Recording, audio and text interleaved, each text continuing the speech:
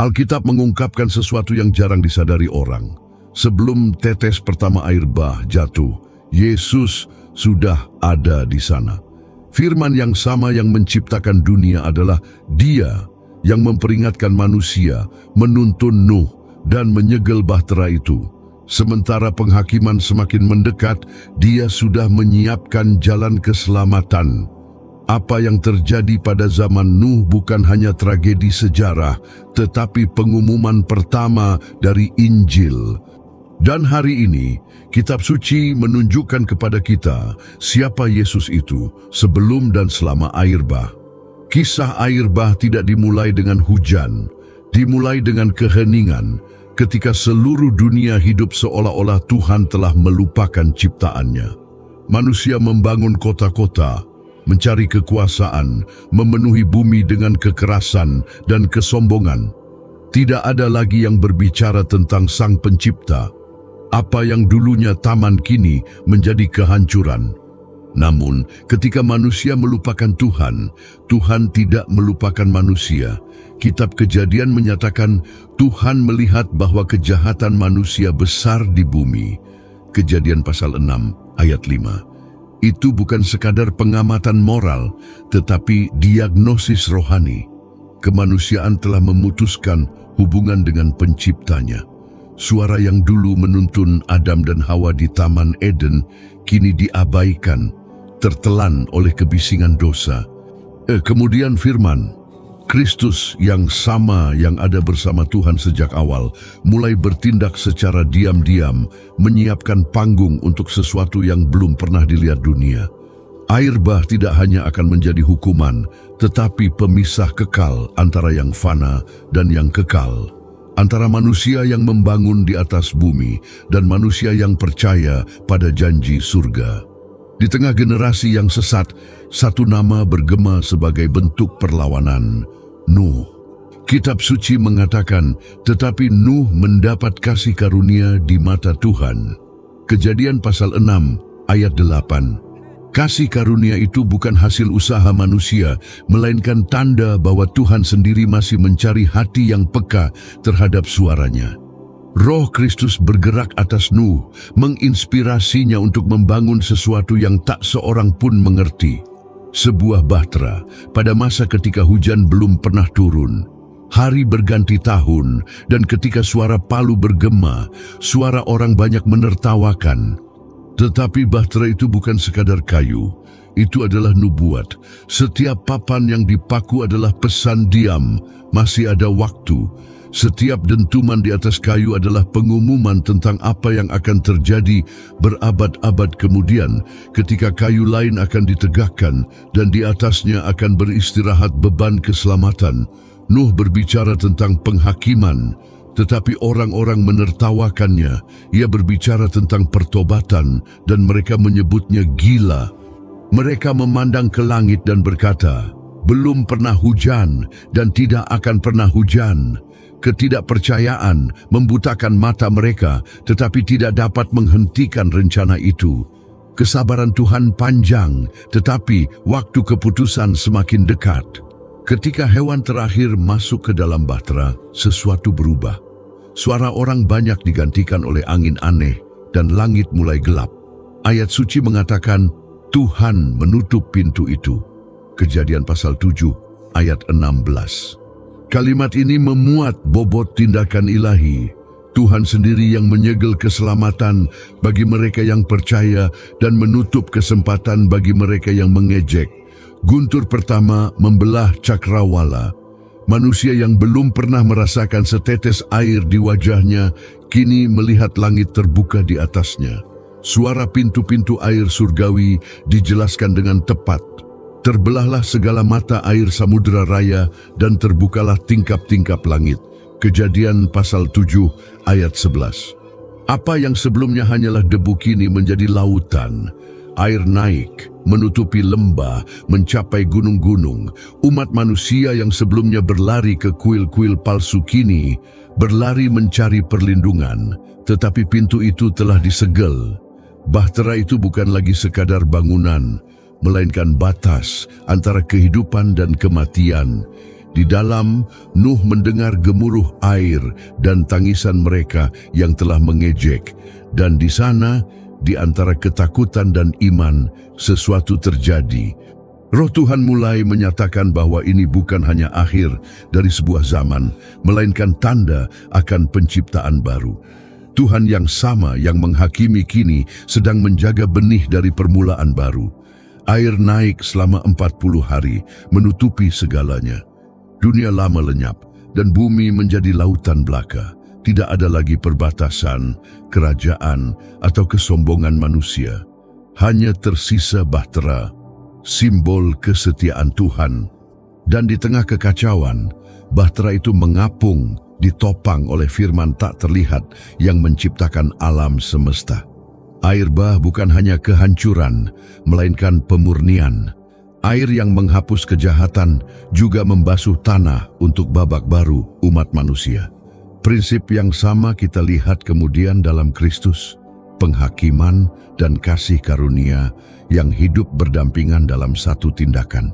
Di dalam bahtera, kegelapan dipecahkan oleh seberkas cahaya kecil. Nuh mendekat, menyentuh kayu itu, dan menyadari bahwa Tuhan yang mengirimkan hujan adalah Tuhan yang menegakkannya. Iman kini bukan lagi konsep, melainkan cara bertahan hidup. Pasal pertama ini bukan tentang tragedi, melainkan tentang kasih karunia. Kasih karunia yang menemukan tempat perlindungan ketika seluruh dunia tersesat. Kasih karunia yang tidak bergantung pada logika, tetapi pada ketaatan. Dan sementara laut menutupi bumi, Roh Tuhan kembali melayang di atas air seperti pada mulanya. Janji itu belum diucapkan, tetapi sudah bergerak. Sesuatu akan segera terjadi, dan di dalam bahtera itu, di antara suara air dan gema keheningan, rencana kekal terus tergenapi tanpa ada yang menyadarinya. Segala sesuatu yang dikenal manusia telah lenyap, tetapi di dalam struktur kayu itu ada kehidupan, janji, dan sesuatu yang jauh lebih besar daripada yang dapat dipahami siapapun di dalamnya. Tuhan yang sama yang telah menutup pintu kini menopang setiap ombak, dan di tengah kekacauan, firman bekerja. Berabad-abad kemudian, Petrus akan mengungkapkan rahasia yang mengubah makna seluruh kisah ini. Kristus memberitakan kepada roh-roh di dalam penjara, yaitu mereka yang dahulu tidak taat pada zaman Nuh. Surat pertama Petrus pasal 3 ayat 19 dan 20. Ini berarti bahwa Roh Kristus hadir pada masa itu, menuntun, memperingatkan, menopang, dan menghakimi. Yesus tidak absen dalam air bah. Dia adalah pusat tak terlihat dari peristiwa itu. Bahtera itu bukan sekadar bangunan, melainkan gambaran. Setiap detailnya mengungkapkan karakter sang anak yang kelak akan menjadi manusia. Kayu yang dipotong dan dibentuk melalui ketaatan, melambangkan tubuh yang akan menanggung beban dosa. Teraspal yang menutup celah-celahnya melambangkan darah yang akan menyegel perjanjian baru. Dan satu-satunya pintu di bahtera itu menubuatkan perkataan Kristus sendiri. Akulah pintu, barang siapa masuk melalui aku, ia akan diselamatkan. Yohanes pasal 10 ayat 9. Sementara badai mengamuk di luar, keheningan berkuasa di dalam.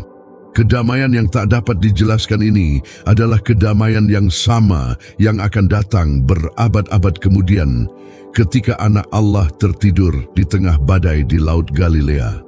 Kuasa yang sama yang menjaga bahtera dari kehancuran oleh air adalah kuasa yang akan memerintahkan angin untuk berhenti. Air itu tidak hanya datang untuk menghancurkan, tetapi untuk memisahkan. Ia membedakan antara yang lama dan yang sedang diperbarui. Itu adalah baptisan bumi, lambang dari apa yang akan dinyatakan Kristus kemudian. Barang siapa tidak dilahirkan dari air dan roh, ia tidak dapat masuk ke dalam kerajaan Allah.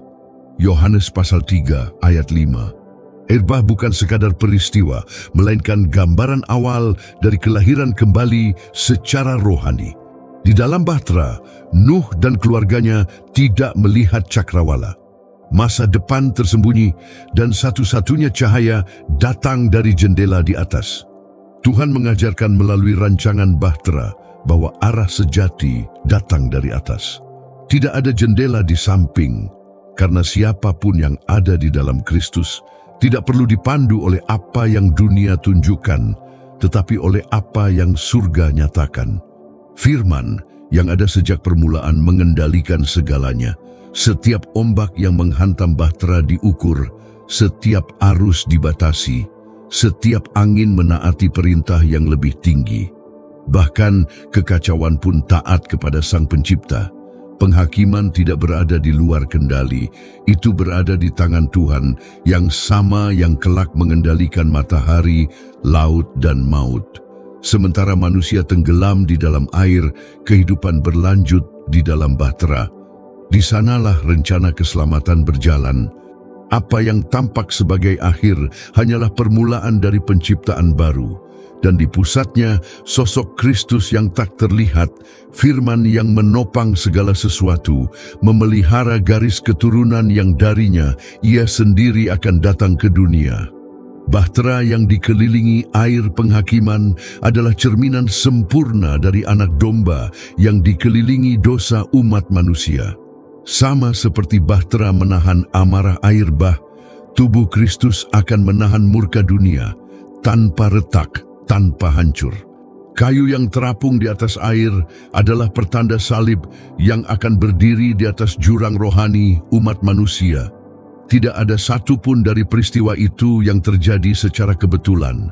Jumlah lantai, posisi jendela, bentuk strukturnya, semuanya mengikuti pola ilahi. Setiap detail fisik memiliki gema rohani. Apa yang dilakukan Tuhan dengan kayu akan digenapinya dalam daging. Apa yang menyegel bahtera di luar, darah akan menyegel hati di dalam. Dan sementara air terus naik, firman tetap bekerja. Meskipun tak terlihat, ia menuntun jalannya sejarah, membentuk waktu, menjaga janji, memastikan bahwa garis penebusan tidak terputus. Setiap hari di dalam bahtera bukan hanya tentang bertahan hidup, tetapi tentang penggenapan. Hujan berhenti, tetapi gerakan masih berlanjut. Guncangan ombak bukanlah tanda bahaya, melainkan perjalanan. Bahtera itu tidak terapung tanpa arah, melainkan dikendalikan oleh tangan yang tak terlihat. Dia yang menuntun kapal itu melewati air, akan menuntun umat manusia melewati padang gurun, dan kemudian menuntun para murid melewati iman. Firman tidak hanya mengamati, ia turut serta. Tuhan yang mengirimkan penghakiman juga adalah Tuhan yang menopang kehidupan. Dia yang membuka pintu air langit juga adalah Dia yang menopang bahtera dari bawah. Pola yang sama akan terulang di salib. Sang Bapa yang menghakimi adalah yang sama yang mempersembahkan anak, dan sang anak yang mati adalah yang sama yang menyelamatkan. Kisah Nuh menunjukkan Tuhan yang tidak menjauh dari penderitaan, tetapi melaluinya bersama manusia. Kehadiran ilahi tidak hanya tampak dalam ketenangan, tetapi juga di tengah air bah, dan bahkan ketika segalanya tampak hilang, masih ada bahtera, masih ada tempat perlindungan, masih ada janji. Air bah adalah gambaran Injil tanpa kata-kata. Dunia lama mati dan dunia baru lahir dari ketaatan seorang manusia dan kesetiaan Tuhan. Di dalam struktur sederhana dari kayu itu, rencana kekal penebusan tetap hidup, menunggu langkah berikutnya, gerakan berikutnya, hembusan berikutnya. Dan sementara angin mulai berubah dan awan berangsur pergi, firman tetap di sana, tersembunyi tetapi bekerja, menyiapkan saat ketika janji itu akan muncul kembali ke terang. Awan-awan yang dulu tebal dan sarat kini perlahan menghilang. Air yang selama 40 hari menguasai bumi mulai kehilangan kekuatannya. Semuanya tampak diam. Seolah waktu berhenti di antara penghakiman dan permulaan baru. Di dalam bahtera, suara hujan telah digantikan oleh keheningan. Alkitab berkata, maka Allah mengingat Nuh dan segala binatang liar serta segala ternak yang bersama-sama dengan dia di dalam bahtera. Lalu Allah membuat angin bertiup di atas bumi sehingga air itu surut. In Kejadian pasal 8 ayat 1. Kata-kata ini lebih dari sekadar catatan sejarah. Angin yang ditiupkan Allah adalah roh yang sama yang melayang-layang di atas air pada saat penciptaan. Nafas yang sama yang memberi kehidupan kepada manusia, kuasa yang sama yang suatu hari akan membangkitkan sang anak. Air bah tidak berakhir dengan kehancuran, tetapi dengan roh yang kembali bergerak. Inilah kelahiran kembali pertama bagi bumi. Seluruh planet yang tertutup oleh penghakiman kini menunggu perintah Sang Pencipta untuk bernapas lagi, dan di tengah keheningan mutlak itu, bahtera menjadi jantung dunia yang baru. Di dalamnya ada masa depan umat manusia dijaga oleh Tuhan yang sama yang telah menutup pintunya. Nuh tidak tahu berapa lama ia terombang-ambing. Matahari tidak lagi menjadi penuntun, langit masih tertutup. Satu-satunya yang ia miliki adalah iman bahwa Tuhan yang mengirimkan hujan juga tahu kapan harus menghentikannya. Masa penantian ini adalah salah satu ujian iman terbesar manusia. Penghakiman telah berlalu, tetapi janji belum digenapi. Disinilah kesabaran bertemu dengan ketaatan. Ketika ombak mulai tenang, keheningan menjadi berat, hampir suci. Di dalam bahtera, tak banyak yang berbicara. Iman kini menjadi bahasa untuk bertahan hidup. Angin bertiup di luar dan kayu berderit mengingatkan bahwa kehidupan masih ada. Tiupan itu adalah roh yang sama yang mengatur waktu dan menyiapkan momen tepat bagi pewahyuan. Bahtera itu tidak mengapung tanpa arah. Ia melayang di atas samudra, dituntun oleh tujuan yang tak terlihat. Gunung yang akan menopangnya sudah ditentukan, meskipun mata Nuh belum dapat melihatnya. Begitulah cara Tuhan bekerja. Dia menyiapkan tempat sebelum menunjukkan jalan. Setelah berbulan-bulan, suara air yang surut mulai terdengar. Nuh mendekati jendela kecil dan melihat pantulan harapan. Puncak-puncak gunung mulai tampak. Kehidupan yang tampak musnah kini mulai menunjukkan tanda-tanda kembali. Ia belum melihat pelangi di awan, belum mendengar janji apapun, tetapi ia sudah menyadari gerakan pemulihan. Keheningan itu mengandung misteri yang sama yang akan terjadi berabad-abad kemudian antara kematian dan kebangkitan. Di antara napas terakhir Yesus di kayu salib dan batu yang digulingkan dari kubur, dunia juga menunggu dalam diam untuk awal yang baru. Penghakiman telah digenapi, tetapi penebusan belum dinyatakan. Nuh membuka jendela dan melepaskan seekor burung gagak. Hewan itu tidak kembali, lalu ia mengirim seekor burung merpati, dan burung itu kembali tanpa membawa apa-apa. Ia menunggu 7 hari lagi dan mengirimnya lagi. Kali ini, burung itu kembali dengan sehelai ranting zaitun. Itulah tanda pertama damai, napas pertama dunia yang baru. Tuhan sedang menunjukkan bahwa penghakiman telah berakhir dan kasih karunia sedang dimulai. Ranting zaitun itu lebih dari sekadar detail dalam kisah ini. Pohon zaitun adalah simbol pengurapan, kehadiran Roh Kudus, dan minyak yang dihasilkannya melambangkan cahaya ilahi. Sama seperti merpati membawa ranting kepada Nuh, Roh akan membawa damai kepada dunia melalui Sang Anak. Gambar yang sama akan terulang berabad-abad kemudian, ketika seekor merpati turun atas Kristus di sungai Yordan, menandai awal dari perjanjian baru.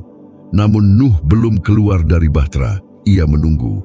Meskipun telah ada tanda harapan, ia tidak tergesa-gesa. Tuhanlah yang memerintahkannya masuk, dan hanya Tuhan yang akan memerintahkannya keluar. Inilah bentuk ketaatan yang tidak bergantung pada keadaan. Ia mengerti bahwa keheningan juga bisa menjadi perintah. Bulan-bulan berlalu, dan akhirnya bahtera itu berhenti di atas gunung Ararat. Nama gunung itu berarti tanah suci, tanah perhentian. Penghakiman berakhir dengan ketenangan, persis seperti karya salib yang akan berakhir dengan perhentian anak domba. Paralelnya begitu dalam. Tuhan yang sama yang menyegel Nuh di dalam bahtera juga akan menyegel sang anak di dalam kubur.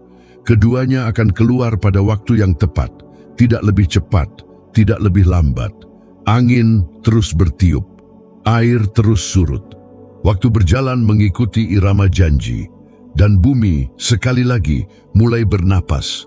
Air bah telah memurnikan, roh telah bergerak, dan manusia untuk pertama kalinya mengerti bahwa ketaatan adalah tempat perlindungan yang paling aman. Keheningan di atas air adalah jeda antara penghakiman dan kasih karunia. Itu adalah tarikan napas Tuhan sebelum Ia berbicara lagi. Dan ketika Ia berbicara kembali, tidak akan ada yang sama seperti sebelumnya. Dia yang menghakimi melalui air kini menyiapkan tanda perjanjian, sesuatu yang akan mengubah selamanya cara manusia memandang surga. Nuh memperhatikan ketika seekor burung merpati terbang keluar melalui jendela bahtera dan menghilang di cakrawala. Tindakan kecil itu menandai awal dari simbol harapan terbesar yang pernah tercatat dalam sejarah. Roh yang sama yang melayang-layang di atas kekacauan pada mulanya kini bergerak sekali lagi. Teks suci mengatakan, Ia melepaskan seekor burung merpati untuk melihat apakah air di muka bumi telah berkurang. Kejadian pasal 8 ayat 8. Tindakan itu tampak sederhana, tetapi mengandung misteri yang dalam. Merpati itu bukan sekadar burung yang dikirim untuk menelusuri dunia, melainkan utusan rohani. Dalam penerbangan itu, Tuhan mengumumkan bahwa penghakiman telah berakhir dan kasih karunia sedang dinyatakan. Pertama kali merpati itu kembali, ia hanya membawa kehampaan. Bumi masih terendam, harapan tampak jauh. Namun Nuh tidak menyerah. Ia menunggu 7 hari dan mengirimkannya lagi. Jeda waktu ini adalah waktu yang kudus, melambangkan kesabaran ilahi. Waktu yang sama yang harus dipelajari manusia saat menantikan janji Tuhan. Ketika merpati itu kembali untuk kedua kalinya, ia membawa di paruhnya sehelai ranting zaitun. Itulah tanda nyata pertama bahwa dunia baru sedang lahir. Air telah surut cukup dalam untuk menyingkapkan hijau kehidupan, warna kelahiran kembali. Ranting zaitun itu adalah tanda yang terlihat bahwa Tuhan masih menginginkan damai dengan manusia. Momen ini bukan sekadar simbolik, melainkan juga bersifat profetik. Merpati melambangkan Roh Kudus dan ranting zaitun melambangkan pendamaian. Gambaran yang sama akan terulang berabad-abad kemudian ketika roh turun atas Kristus saat baptisan dalam rupa seekor merpati. Seperti burung merpati Nuh yang hinggap di bahtera untuk menandakan akhir penghakiman, roh turun atas sang anak untuk menandakan awal penebusan. Ranting zaitun juga merupakan simbol pengurapan. Dari minyak yang dihasilkan pohon ini, datanglah cahaya dari kandil di bait suci, minyak yang digunakan untuk mengurapi raja dan imam. Semua ini menunjuk kepada Kristus, Sang yang diurapi, Dia yang atasnya roh berdiam dengan sempurna. Merpati yang membawa ranting adalah pertanda Mesias yang membawa damai Tuhan kepada dunia yang tenggelam dalam kegelapan. Nuh memahami tanda itu, tetapi ia tidak tergesa keluar. Orang benar tahu bahwa tergesa-gesa adalah musuh ketaatan. Tuhanlah yang memerintahkannya masuk, dan hanya Tuhan yang akan memerintahkannya keluar. Keheningan kembali menguasai bahtera. Penantian ini adalah pelajaran abadi. Tidak setiap tanda adalah perintah, dan tidak setiap harapan adalah waktu untuk bertindak. Nuh melepaskan merpati untuk ketiga kalinya, dan kali ini burung itu tidak kembali. Roh telah menuntaskan tugasnya dan tetap tinggal di tempat di mana ada kehidupan. Kembalinya burung itu tidak lagi diperlukan. Penghakiman telah berlalu, janji telah berlaku, dan ciptaan mulai bernapas kembali. Ada keindahan yang misterius dalam momen ini. Roh yang pernah melayang di atas kekacauan air bah kini berdiam di atas bumi yang telah dipulihkan. Tuhan yang sama yang menghakimi melalui air kini tinggal di antara mereka yang Ia selamatkan. Inilah pola kekal. Roh bergerak di tempat yang ada pertobatan, di tempat ada ketaatan, di tempat ada ruang bagi kehidupan. Merpati dan ranting itu menjadi Injil pertama yang diberitakan kepada dunia. Setelah penghakiman, Injil tanpa kata, hanya melalui simbol. Burung putih di langit kelabu adalah tanda kasih karunia di atas latar penghakiman. Warna hijau dari ranting zaitun adalah kesaksian harapan yang hidup kembali di tengah luka bumi. Nuh menunduk dan bersyukur. Ia tidak memahami semuanya, tetapi ia tahu bahwa Tuhan yang menuntunnya sampai ke sana setia untuk menyelesaikan apa yang telah dimulai. Angin bertiup, air surut, dan bahtera beristirahat dengan aman. Setiap gerakan diarahkan oleh tangan yang tak terlihat, kuasa yang sama yang akan mengendalikan waktu hingga penggenapan semua janji. Kehadiran roh itu lembut namun konstan. Ia tidak menyatakan diri melalui kilat atau guntur, tetapi melalui tanda-tanda kecil yang penuh kuasa. Pola yang sama akan terulang saat baptisan sang anak tanpa ledakan, hanya suara dari surga yang berkata, "Inilah anakku yang kukasihi, kepadanyalah aku berkenan." Matius pasal 3 ayat 17.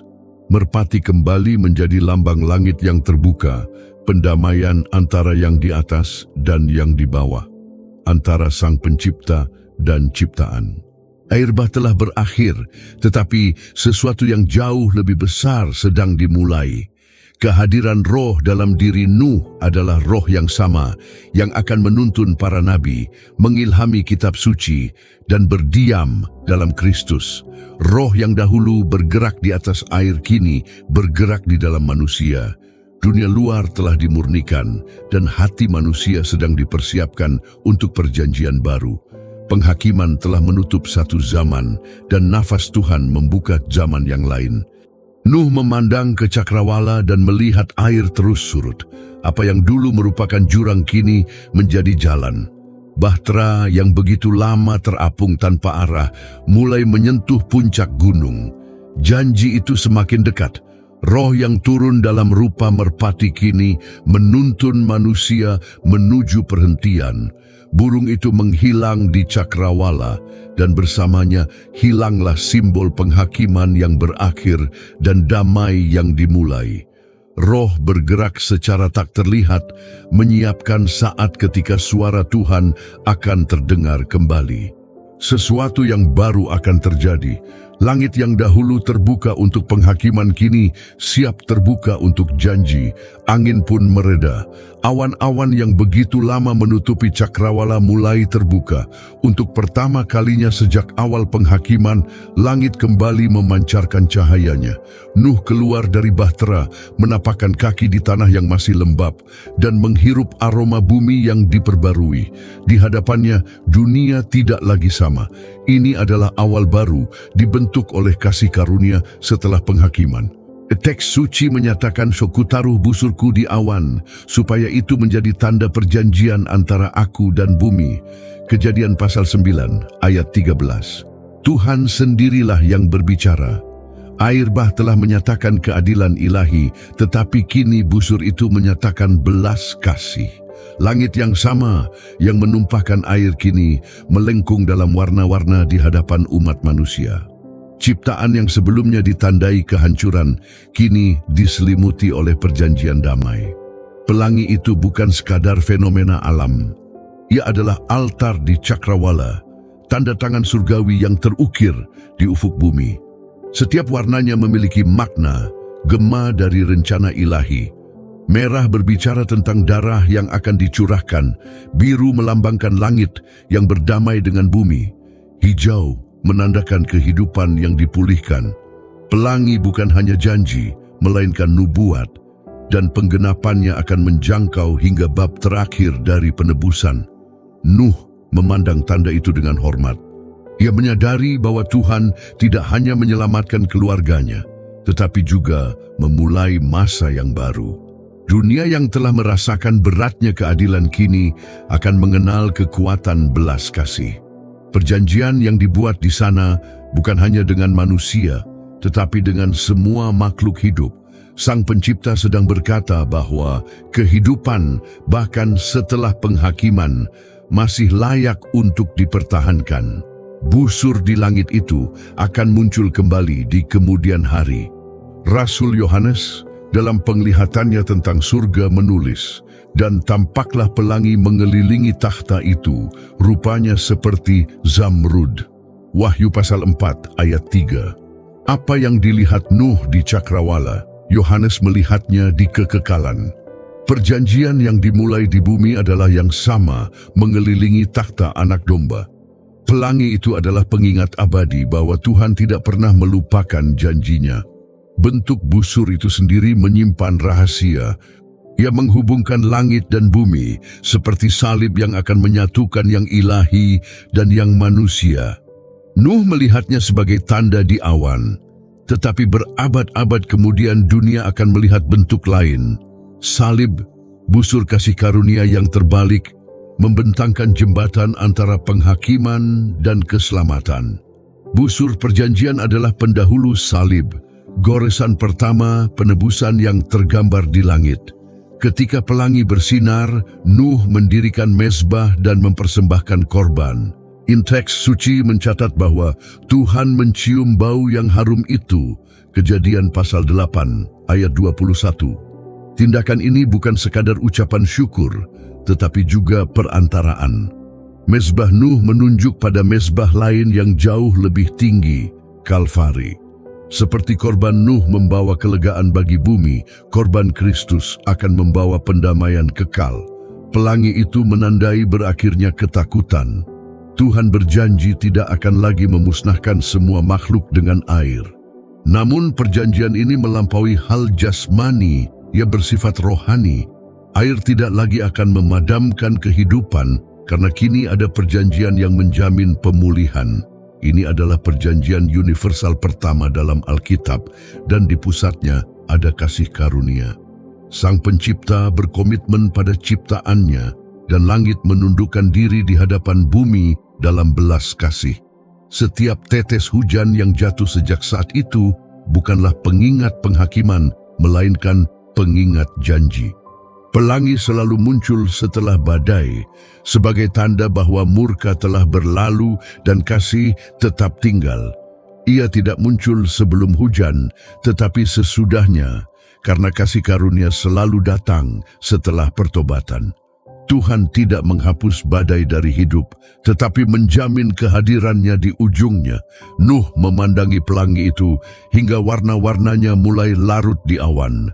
Seakan langit sendiri menghela napas lega. Bumi yang telah dicuci dan diperbarui kembali menerima manusia, dan bersamanya datang tujuan untuk memulai kembali. Umat manusia diberi kesempatan kedua, namun kenangan akan penghakiman masih menggantung di udara. Pelangi adalah penghiburan sekaligus peringatan, pengingat yang terlihat bahwa kesabaran Tuhan panjang, tetapi keadilannya kekal. Pelangi itu bukan milik Nuh saja, tetapi milik semua generasi.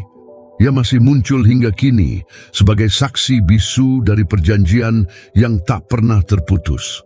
Setiap kali langit melengkung dalam warna, seolah Sang Pencipta berkata kembali, "Aku mengingat perjanjianku," dan roh yang telah melayang di atas air dan berhembus atas bahtera, terus berhembus di atas bumi, menjaga siklus kehidupan dan gema janji itu.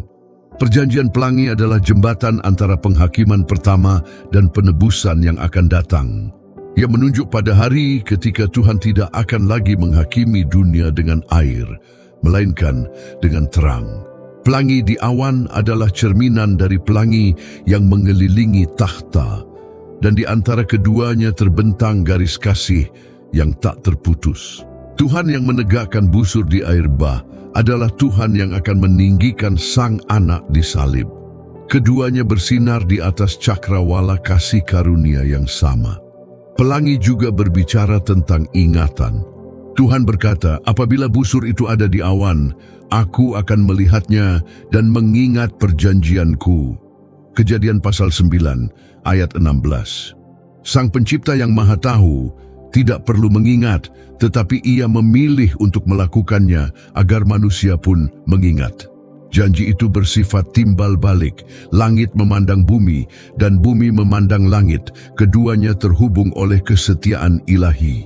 Pelangi menutup masa air dan membuka masa janji. Ia adalah meterai belas kasih, bayangan dari salib yang akan datang.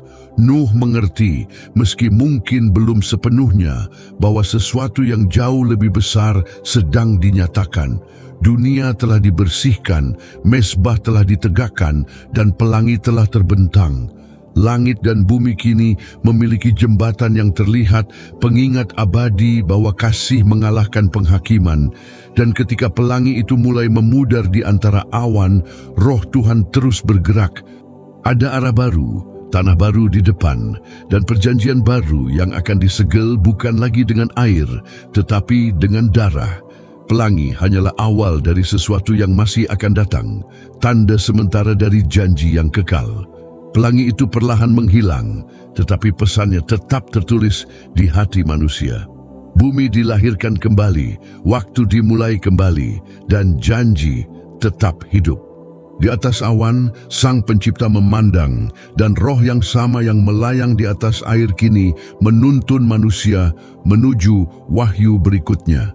Sebelum kita melanjutkan, jika konten ini telah memberkati hidup Anda, tekan suka, tinggalkan komentar, dan bagikan. Berlanggananlah ke kanal ini, dan jika Anda ingin memberkati kanal ini, klik tombol terima kasih dan berikan persembahan dalam jumlah berapapun, atau jadilah anggota agar kami dapat terus berinvestasi dalam penelitian dan peningkatan untuk semakin memberkati hidup Anda. Mari kita lanjutkan. Tanah kini sudah kokoh dan perjanjian Nuh bergema sepanjang generasi.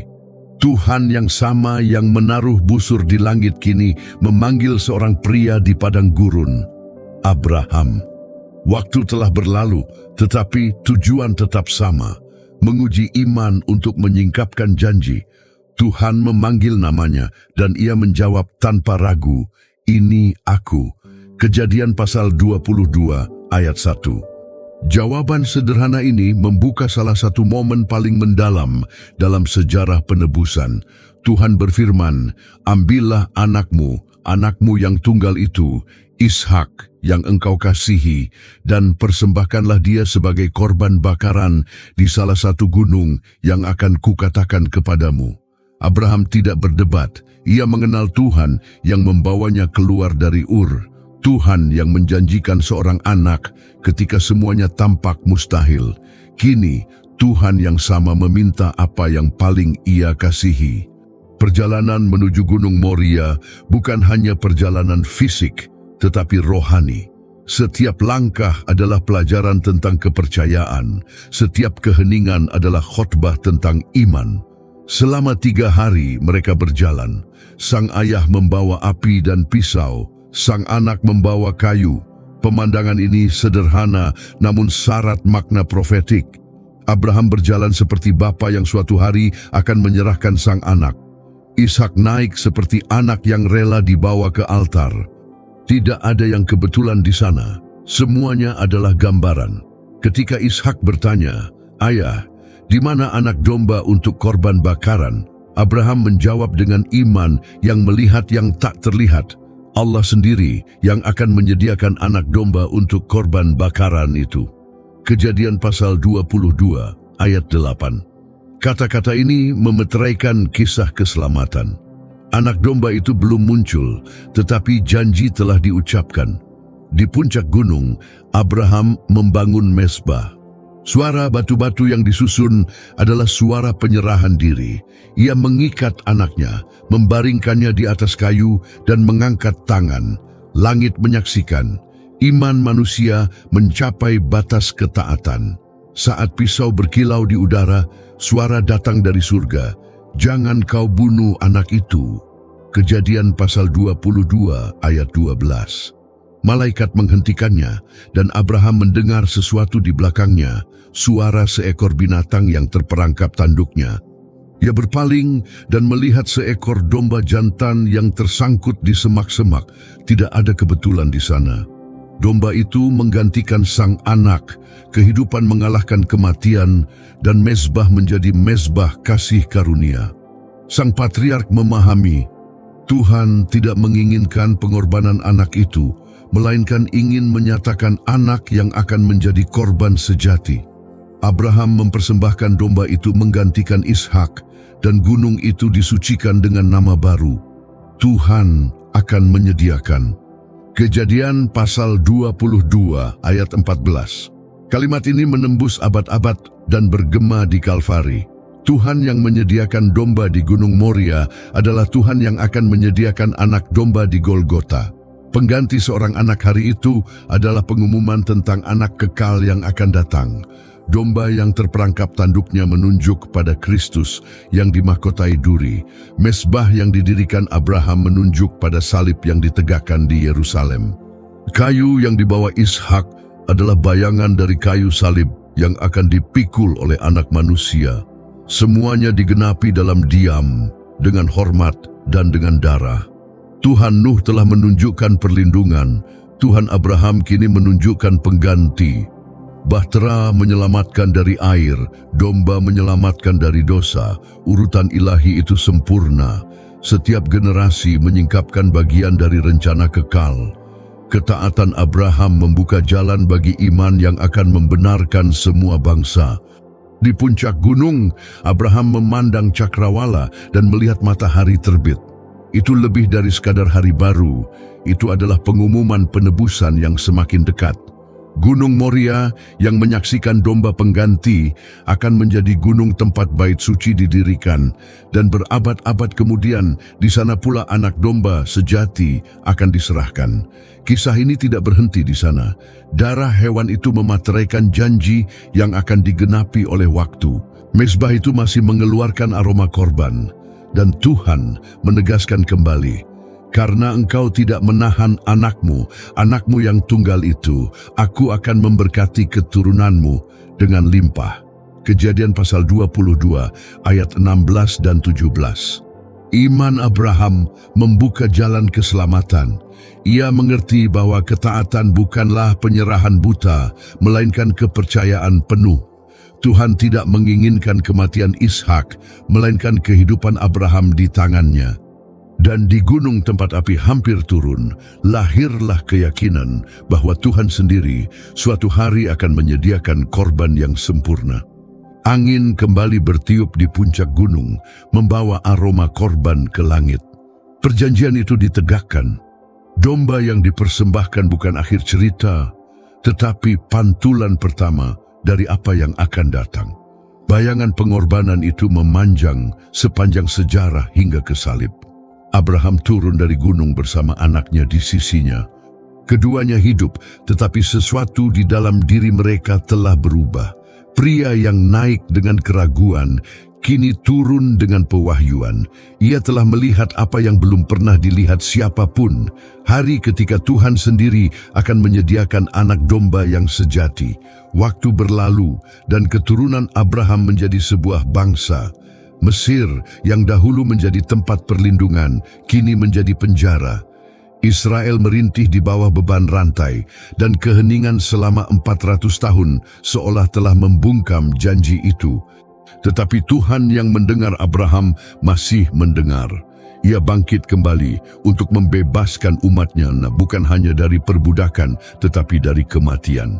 Firaun memerintah dengan tangan besi, dan sungai Nil yang dahulu memberi kehidupan, kini menjadi alat penghakiman. Tuhan mengirimkan tanda-tanda, dan setiap tulah menelanjangi dewa palsu.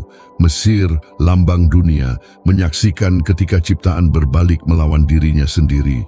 Engkatak, kegelapan, wabah, darah, langit berbicara, tetapi hati manusia mengeras. Dalam setiap tindakan, Tuhan menyatakan bahwa tidak ada kuasa lain selain miliknya. Namun penghakiman terakhir tidak datang melalui air atau api, melainkan melalui darah. Tuhan memerintahkan Musa, setiap keluarga harus mengambil seekor anak domba yang tidak bercacat, menyembelihnya pada waktu senja, dan dengan darahnya menandai ambang pintu rumah mereka. Keluaran pasal 12, ayat 5-7. Nasib setiap rumah akan bergantung pada tanda itu. Bukan kekuatan, bukan kedudukan, tetapi ketaatan. Umat melakukan seperti yang diperintahkan. Aroma korban memenuhi udara malam yang panas. Di dalam rumah, keheningan terasa berat. Di luar, angin mulai bertiup berbeda. Malaikat penghakiman melintasi jalan-jalan dan setiap rumah tanpa tanda darah akan merasakan duka kehilangan. Inilah puncak konfrontasi antara Sang Pencipta dan kuasa manusia. Darah bukan sekadar simbol, ia adalah batas. Sementara Mesir menangisi anak sulungnya, Israel tetap berdiri teguh. Tuhan berfirman, apabila aku melihat darah itu, aku akan melewati kamu. Keluaran pasal 12 ayat 13. Malam itu menjadi abadi, Paskah. Kata yang berarti melewati akan menjadi berabad-abad kemudian pusat dari Injil. Anak domba yang disembelih menggantikan manusia yang terhukum. Dini hari tiba, dan umat itu berangkat dengan tergesa. Suara langkah kaki bergema di padang gurun. Roti mereka belum beragi, waktu terlalu singkat, perbudakan berakhir, dan sebuah bangsa baru lahir di bawah janji. Tuhan yang menutup pintu bahtera dan menyediakan domba kini membuka jalan di tengah yang mustahil. Laut Tebrau berdiri di hadapan mereka dan keputusasaan hampir menguasai. Tetapi Tuhan berfirman kepada Musa, ulurkan tanganmu ke atas laut. Keluaran pasal 14 ayat 21. Angin bertiup kencang dan air terbelah. Dia yang pernah menghakimi dunia dengan air kini membelahnya menjadi tembok keselamatan.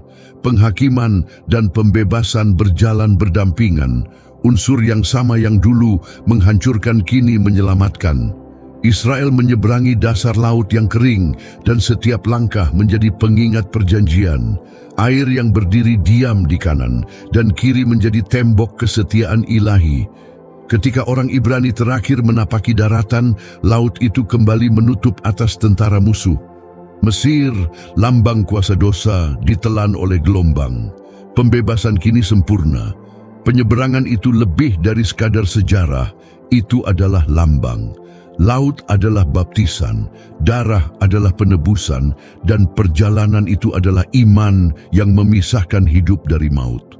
Bahtera Nuh menyelamatkan dari air, darah di ambang pintu menyelamatkan dari maut, dan laut kini menyelamatkan dari musuh. Semuanya terhubung oleh garis kasih karunia yang tak terlihat. Di padang gurun, umat itu bernyanyi. Miriam, saudari Musa, memukul rebana dan berseru, Tuhan telah menang dengan gemilang. Keluaran pasal 15 ayat 1. Nyanyian itu bergema sebagai jawaban atas penghakiman dan sebagai pertanda salib. Kuasa yang sama yang membebaskan Israel adalah kuasa yang akan membebaskan seluruh umat manusia. Darah di ambang pintu adalah bayangan dari darah yang akan tertumpah di Kalvari. Setiap detail Paskah adalah nubuat. Anak domba yang tidak bercacat menunjuk kepada Kristus. Anak domba sejati dari Tuhan. Darah di pintu adalah bayangan darah di kayu salib. Makanan tergesa, roti tak beragi, korban pada senja hari. Semuanya berbicara tentang Dia. Janji yang diberikan kepada Abraham menemukan bentuknya dalam pembebasan Israel dan akan digenapi sepenuhnya dalam Yesus. Nuh diselamatkan di dalam bahtera, Abraham melihat domba di semak, dan Israel dilindungi oleh darah. Tuhan yang sama, rencana yang sama, garis penebusan yang sama melintasi waktu. Setiap generasi menerima satu tanda dan semuanya bertemu pada satu titik, korban yang sempurna. Malam Paskah berakhir, tetapi pesannya tetap hidup. Di mana ada darah, di situ ada kehidupan. Kematian tidak dapat masuk di tempat korban telah diterima. Umat itu berjalan bebas dan janji berjalan bersama mereka. Padang gurun kini bukan penjara, melainkan jalan. Dan setiap langkah menuju tanah yang dijanjikan adalah pengingat bahwa keselamatan bukan hasil usaha manusia, tetapi anugerah ilahi. Musa mengangkat tongkatnya dan memandang cakrawala. Ia mengerti bahwa semua ini hanyalah permulaan. Darah di ambang pintu hanyalah meterai pertama dari pembebasan yang jauh lebih besar. Anak domba sejati akan datang, dan darahnya tidak akan menandai pintu dari tanah liat, tetapi hati yang kekal. Angin padang gurun bertiup, dan suara umat bercampur dengan nyanyian kebebasan. Israel berjalan di bawah awan dan tiang api, tanda-tanda nyata dari kehadiran yang tak terlihat. Tangan yang sama yang menegakkan busur di langit dan menopang bahtera kini menuntun umat di jalan janji. Kisah itu berlanjut. Darah yang menyelamatkan satu bangsa akan menjadi dasar perjanjian yang menyelamatkan dunia. Dan di tengah pasir dan panasnya gurun, roh itu sudah menggerakkan waktu menuju firman. Tuhan yang sama yang telah membebaskan Israel melalui darah kini masuk ke dalam waktu itu sendiri. Firman, melalui siapa segala sesuatu diciptakan, memutuskan untuk tinggal di antara manusia. Sang Pencipta mengenakan ciptaan yang tak terlihat menjadi terlihat dan yang kekal menghirup udara dunia yang Ia bentuk. Dan firman itu telah menjadi manusia dan diam di antara kita. Injil Yohanes pasal 1 ayat 14. Ia lahir di palungan dan langit menundukkan diri di atas kandang. Dia yang memerintahkan air bah dan membela laut teberau, kini menangis di pangkuan Maria. Anak itu tidak datang dengan pasukan, melainkan dengan kerendahan hati. Yang Maha Kuasa datang sebagai seorang anak kecil. Rencana penebusan yang telah digariskan sejak Nuh dan Abraham, kini memiliki wajah, suara, dan nama. Yesus tumbuh di antara orang-orang sederhana. Ia berjalan di antara para nelayan, menyentuh orang sakit, menghibur mereka yang tertolak. Setiap tindakannya adalah perjanjian baru yang sedang ditulis di hadapan mata manusia. Ia tidak hanya berbicara tentang kerajaan, ia mewujudkannya. Firman tidak hanya mengajarkan kebenaran, ia adalah kebenaran yang hidup. Di tepi sungai Yordan, Firman kembali bertemu dengan air. Yohanes Pembaptis melihatnya datang dan berseru, "Lihatlah anak domba Allah yang menghapus dosa dunia." Injil Yohanes pasal 1 ayat 29. Pembaptisan Yesus bukan sekadar upacara, melainkan wahyu. Air yang dulu menghakimi dunia kini menerima Dia yang akan membawa keselamatan. Roh turun dalam rupa burung merpati dan suara Bapa terdengar dari surga. Pemandangan Nuh terulang kembali, air, merpati, dan suara. Namun kali ini bukan penghakiman, melainkan kasih karunia. Setiap mukjizat Yesus menelusuri kembali jalan penciptaan. Ia mengubah air menjadi anggur, melipat gandakan roti, menenangkan laut, menyembuhkan orang buta dengan tanah liat. Segala sesuatu yang rusak oleh kejatuhan dipulihkan melalui kehadirannya. Ketika Ia menyentuh orang kusta, yang najis menjadi tahir. Ketika Ia berbicara kepada orang mati, kehidupan kembali. Ketika Ia mengampuni orang berdosa, surga dan bumi bersatu kembali. Ia berjalan di atas air, seolah menginjak penghakiman yang dulu menutupi dunia. Kuasa yang sama yang menopang bahtera kini, menopang sang anak di atas lautan. Para murid ketakutan, tetapi Ia berkata, "Akulah ini, jangan takut." Injil Matius pasal 14 ayat 27. Firman berkuasa atas kekacauan, badai tunduk, dan laut mengenali sang penciptanya. Kayu bahtera kini menjadi kayu salib. Tempat perlindungan yang dulu terapung di atas air kini akan ditegakkan di antara langit dan bumi. Bahtera menyelamatkan beberapa dari air bah, tetapi salib akan menyelamatkan semua yang percaya. Setiap tindakan Kristus adalah gema dari janji kuno. Setiap katanya menggenapi nubuat para nabi. Tuhan yang sama yang menyegel bahtera dari dalam kini menyegel hati manusia dari dalam dengan rohnya. Teraspal yang menahan air agar tidak masuk kini menjadi darah yang menahan dosa agar tidak berkuasa. Keselamatan yang dulu hanyalah simbol kini menjadi kenyataan. Tempat perlindungan itu tidak lagi terbuat dari kayu, tetapi dari daging. Dan nama tempat perlindungan itu adalah Yesus. Ketika Ia berbicara, waktu menunduk. Firman tidak mengulangi apa yang pernah Allah katakan. Ia adalah suara Allah sendiri yang berbicara kembali kepada ciptaan. Barang siapa telah melihat Aku, ia telah melihat Bapa. Injil Yohanes pasal 14 ayat 9. Yang tak terlihat menampakkan diri dalam bentuk manusia. Takhta turun ke bumi dan kerajaan mulai tampak di tengah manusia. Firman berjalan di kota dan padang, menemui orang berdosa dan mengubah mereka menjadi saksi. Perempuan Samaria menerima air kehidupan, orang buta melihat terang, orang lumpuh berdiri, pemungut cukai diampuni. Setiap mukjizat adalah benih Taman Eden yang ditanam kembali dalam hati manusia. Di mana ia lewat, kematian mundur. Di mana ia berbicara, kekacauan kembali tertata. Mereka yang mendengarkannya terbagi dua. Ada yang menyebutnya guru, ada yang menuduhnya menghujat, tetapi tidak ada yang dapat menolak apa yang sedang dinyatakan. Sang Pencipta berada di antara ciptaannya. Tuhan yang menulis hukum di atas loh batu kini menulis kasih karunia di dalam hati. Dan ketika waktunya genap, firman menuju Yerusalem. Anak manusia masuk dengan menunggang keledai, sementara orang banyak berseru, Hosana bagi dia yang datang dalam nama Tuhan.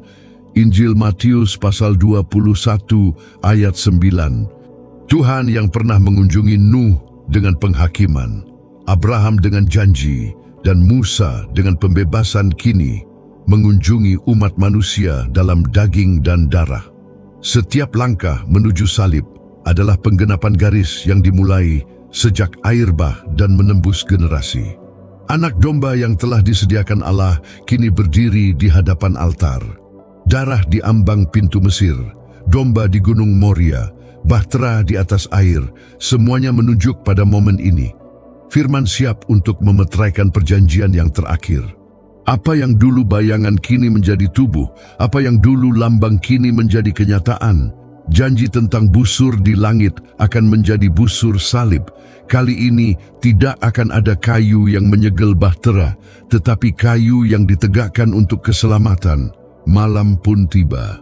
Sang Anak bersiap untuk pengorbanan yang akan menghapus jarak antara manusia dan Tuhan.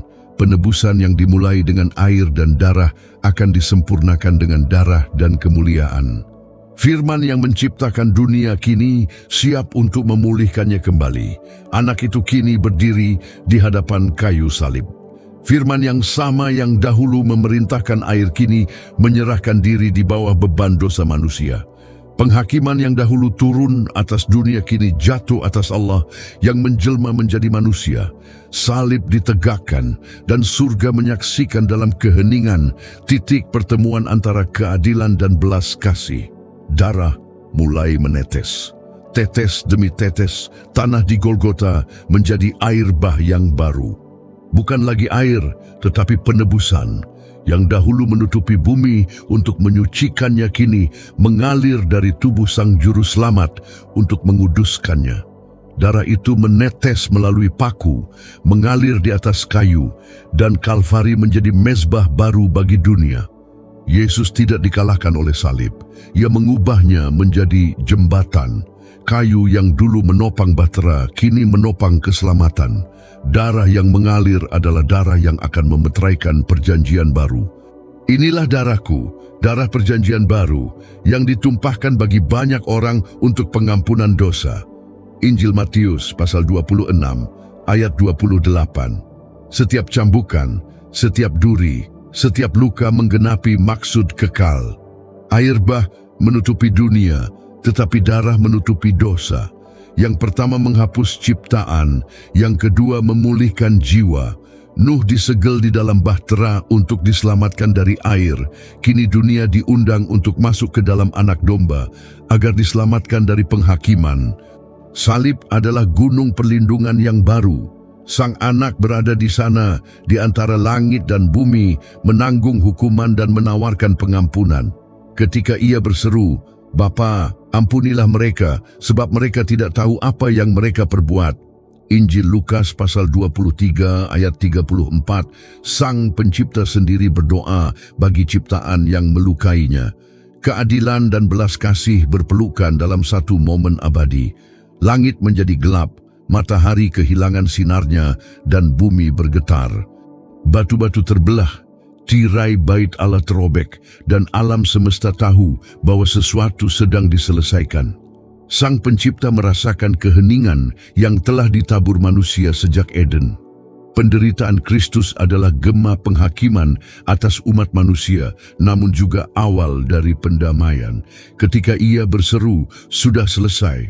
Injil Yohanes pasal 19 ayat 30, gemanya menembus waktu. Itu adalah gema yang sama dari jadilah terang di permulaan. Segala yang dahulu bayangan kini menjadi nyata. Segala yang dahulu janji kini digenapi. Air bah berakhir di salib darah dan umat manusia akhirnya menemukan penebusan. Salib adalah bahtera terakhir. Di dalamnya mereka yang percaya menemukan perlindungan. Mereka yang mengejek tenggelam dalam ketidakpercayaan. Seperti Allah menutup pintu bahtera, Bapa kini memeteraikan karya anak. Tidak ada jalan lain, tidak ada pintu lain. Darah adalah satu-satunya jalan masuk. Seorang prajurit menikam lambung Kristus dan seketika mengalir darah dan air. Injil Yohanes pasal 19 ayat 34. Itu bukan kebetulan, melainkan lambang. Air dan darah, dua unsur penyucian. Sama seperti yang menyelamatkan Nuh dan membebaskan Israel. Semuanya bertemu kembali di salib. Air bah yang dahulu membersihkan bumi kini membersihkan hati manusia. Mereka yang menyaksikan dari jauh tidak memahami. Bagi dunia ini kekalahan, bagi surga ini kemenangan. Anak domba yang mati adalah Allah yang hidup. Mezbah di Moria, darah di ambang pintu Mesir, busur di langit Nuh, semuanya digenapi di sana, di antara penderitaan dan kemuliaan. Darah menutupi tanah dan angin bertiup di puncak bukit. Itu adalah napas yang sama yang melayang di atas air di permulaan dan kini mempersiapkan kelahiran baru umat manusia. Salib bukanlah akhir, melainkan permulaan. Penghakiman berakhir, kasih karunia dimulai. Ketika tubuh sang anak diturunkan dari salib, bumi terdiam. Dunia belum tahu bahwa air bah terbesar baru saja terjadi. Darah telah turun atas sejarah, menutupi generasi, menghapus dosa, memulihkan apa yang dihancurkan oleh kejatuhan. Tidak ada satu tetes pun yang sia-sia. Setiap luka adalah pintu baru menuju kekekalan. Busur yang dahulu tampak di atas Nuh kini terlukis tak terlihat di atas Golgota. Tidak ada lagi awan atau hujan, hanya cahaya yang memantul di dalam darah. Perjanjian lama berubah menjadi perjanjian kekal. Salib adalah busur baru, jembatan antara yang ilahi dan yang manusia. Maria berdiri dalam keheningan, Yohanes tetap di kaki salib, dan langit perlahan menjadi terang. Badai rohani telah berlalu, dan matahari terbit di hari ketiga. Bahtera yang dahulu mengapung di atas penghakiman, kini beristirahat di dalam kubur. Namun di dalam makam itu, roh sudah bergerak lagi di atas kegelapan, menyiapkan fajar yang baru. Darah itu tetap berbicara. Ia tidak berseru menuntut pembalasan, tetapi memohon pengampunan. Air bah telah berakhir, namun sungai kasih karunia tidak berhenti mengalir. Tuhan yang dahulu menghakimi dunia dengan air kini memerintahnya dengan kasih karunia. Penghakiman telah berganti menjadi persekutuan yang kekal. Yohanes melihat sungai kehidupan yang mengalir dari takhta Allah dan anak domba. Airnya jernih seperti kristal, dan di tepinya tumbuh pohon kehidupan. Apa yang hilang di Eden kini dipulihkan. Manusia kembali berjalan bersama Tuhan. Waktu yang dahulu memisahkan Sang Pencipta dari ciptaannya, kini ditebus untuk selamanya. Takhta itu adalah Eden yang baru. Tidak ada lagi air mata, tidak ada kematian, tidak ada penderitaan. Anak domba memerintah dan namanya tertulis di hati mereka yang telah dibasuh dalam darahnya. Kisah ini berakhir seperti dimulai. Tuhan tinggal di antara manusia, namun kini dalam kemuliaan yang kekal. Pelangi tetap berada di atas takhta, bukan sebagai tanda kehancuran, tetapi sebagai lambang kesetiaan. Ia adalah meterai terakhir dari janji itu, kesaksian bahwa segala sesuatu yang dimulai Tuhan telah digenapi. Pelangi yang dahulu menerangi langit Nuh kini menerangi kekekalan. Dan sementara seluruh alam semesta menyanyikan nama Anak Domba, pelangi itu bersinar di atas takhta, mengikat selamanya langit dan bumi, keadilan dan kasih karunia, permulaan dan akhir. Janji telah digenapi, penghakiman telah berakhir, perjanjian tetap kekal. Dan di hadapan takhta, dikelilingi pelangi kekekalan, Anak Domba memerintah untuk selama-lamanya. Sejak awal, setiap bab dalam sejarah telah menunjuk kepadanya. Pelangi di langit, bahtera di atas air, Anak Domba di atas gunung, darah di pintu, laut yang terbelah, salib yang ditegakkan, dan takhta yang dikelilingi cahaya, semuanya selalu berbicara tentang Kristus. Dia adalah pusat yang tak terlihat dari setiap janji, makna tersembunyi di balik setiap perjanjian, dan penggenapan sunyi dari semua yang telah Bapa nyatakan. Allah yang menghakimi dunia melalui air adalah Allah yang sama, yang menyerahkan dirinya bagi dunia melalui darah. Dia yang menutup pintu bahtera adalah Dia yang membuka tabir bait Allah. Dia yang menyelamatkan anak Abraham adalah Dia yang mempersembahkan anaknya sendiri. Dalam setiap zaman, kasih itu terungkap sedikit demi sedikit, hingga disalib kasih itu menjadi sempurna. Kisah Nuh, Abraham, Musa dan para nabi bukan sekadar kenangan, melainkan peta keselamatan.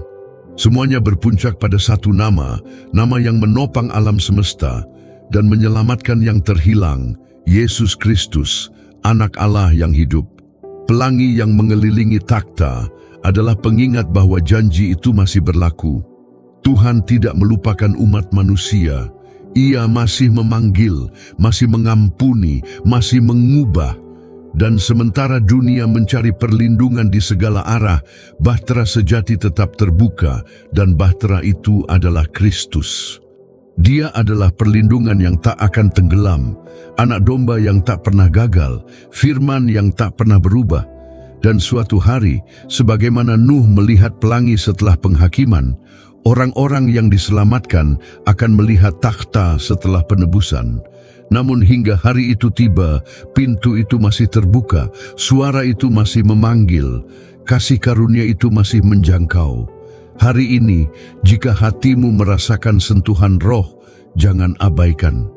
Allah yang sama yang menopang Nuh di tengah air bah, dan Abraham di atas gunung, ingin menopangmu juga. Ia tidak mencari kesempurnaan, ia mencari penyerahan. Ia tidak menuntut kekuatan, ia meminta ketulusan. Ia tidak ingin sebagian darimu, ia menginginkan seluruhnya, agar ia dapat memulihkan seluruh hidupmu. Jika engkau telah menjauh, namun ingin berdamai kembali dengan Sang Juru Selamat, atau ingin memulai hidup baru bersamanya, inilah saatnya.